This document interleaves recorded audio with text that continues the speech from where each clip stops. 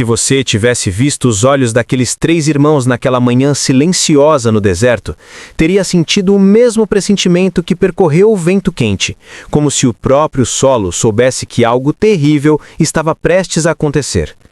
Não era apenas a jornada em busca de ouro. Não era apenas a promessa de riqueza. Era a maneira como eles olhavam para o velho mapa, com uma mistura de ambição, desespero e algo ainda mais perigoso, a certeza de que estavam destinados a encontrá-lo, custasse o que custasse. O sol ainda nem tinha nascido quando Miguel abriu o mapa sobre a areia fria. As mãos dele tremiam, não de medo, mas de excitação pura. O mapa era antigo, quase tão antigo quanto as lendas que falavam da Mina da Serpente Vermelha. Um lugar onde o ouro não apenas brilhava, ele queimava, como se estivesse vivo. Um lugar guardado por um povo misterioso, um clã tão antigo que já existia antes mesmo de se escreverem histórias naquela terra. Lucas, o irmão do meio, olhou para o horizonte, tentando ignorar o peso invisível que sentia no ar. Enquanto isso, Diego, o mais novo, amarrava as botas como se estivesse prestes a correr de algo, ou correr em direção a algo que ele ainda não entendia. Quando o sol finalmente emergiu, tingindo o céu de vermelho, eles começaram a caminhada. Cada passo parecia ecoar como um aviso, e ainda assim, nenhum deles parou. A ambição é um tipo de fome que não deixa ninguém descansar. O deserto parecia observar. O vento sussurrava histórias que ninguém queria ouvir.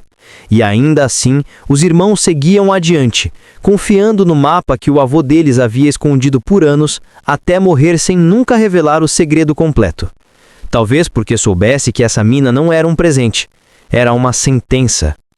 A primeira noite caiu rápida e pesada. As estrelas brilhavam como olhos vigilantes. O fogo que eles acenderam mal iluminava os rostos cansados, mas os pensamentos deles estavam longe do acampamento. Cada um carregava uma razão diferente para continuar. Miguel queria provar que o sacrifício dos pais não tinha sido em vão. Lucas queria salvar a fazenda da família, já à beira da falência. Diego queria ser alguém, finalmente. Quando o vento mudou, trazendo consigo um cheiro de terra molhada e algo metálico, eles não perceberam que estavam sendo observados. Silhuetas silenciosas espreitavam das colinas distantes. O clã ancestral sabia que os irmãos haviam chegado, e sabiam que ninguém vinha até ali com boas intenções. Na manhã seguinte, o deserto parecia mais hostil. As dunas tinham mudado de posição, como se estivessem tentando esconder algo. O mapa apontava para uma fenda estreita entre 2 colinas vermelhas.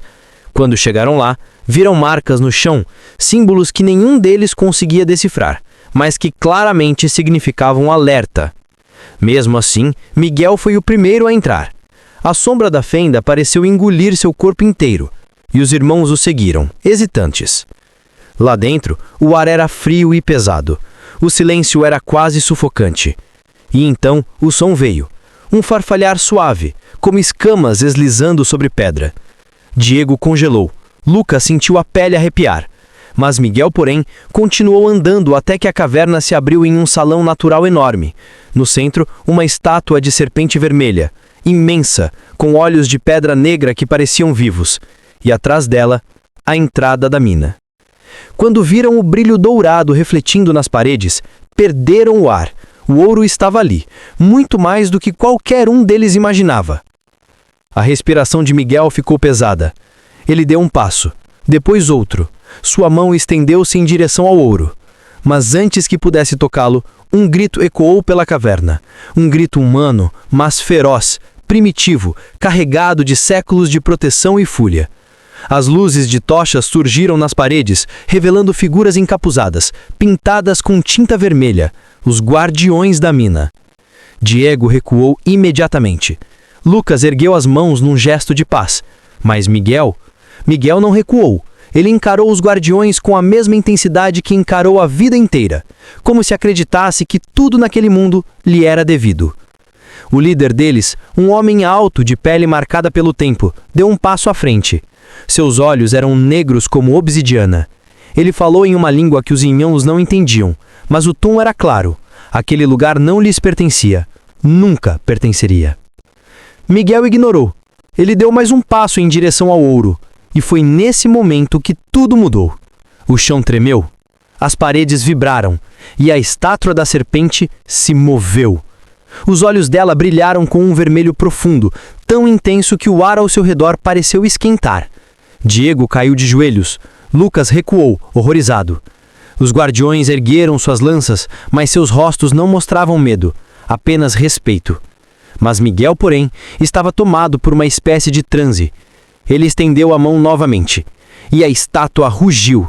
Não foi um rugido animal, foi algo mais antigo, algo que parecia surgir das entranhas da terra. Um som que fez a carne dos irmãos gelar e o coração de Miguel acelerar como nunca. O chão se abriu sob seus pés. O desespero tomou conta. Lucas agarrou Diego, tentando tirá-lo dali. Os guardiões observavam, imóveis, como se soubessem que aquilo era inevitável. Miguel caiu. A escuridão o engoliu. E com ele, a ambição que o destruíra. Lucas gritou o nome dele, mas já era tarde. A rachadura se fechou, silenciosa, como se nada tivesse acontecido. Então, os guardiões se aproximaram dos 2 irmãos restantes. O líder colocou uma mão no ombro de Lucas, não com violência, mas com um peso triste. Ele falou novamente, e Lucas, sem saber como, entendeu. A mina não tira nada que não lhe é oferecido pela ganância. Diego, tremendo, apenas chorou. Os guardiões conduziram os 2 para fora da caverna. O sol estava nascendo novamente, vermelho como sangue. Lucas olhou para trás, sabendo que nunca mais veria o irmão, sabendo que o ouro que buscavam havia cobrado seu preço.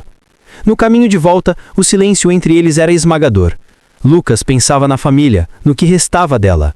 Diego pensava em Miguel, no riso dele, nas brigas bobas, nos sonhos impossíveis. Quando finalmente chegaram ao limite do deserto, encontraram o velho mapa no bolso de Lucas. Ele olhou por longos segundos, respirou fundo e o rasgou em pedaços, deixando o vento levar cada fragmento. Porque agora ele entendia. Algumas riquezas não foram feitas para serem encontradas, e alguns segredos não deveriam jamais ser revelados. Mas o deserto se lembraria deles, e a serpente vermelha continuaria observando.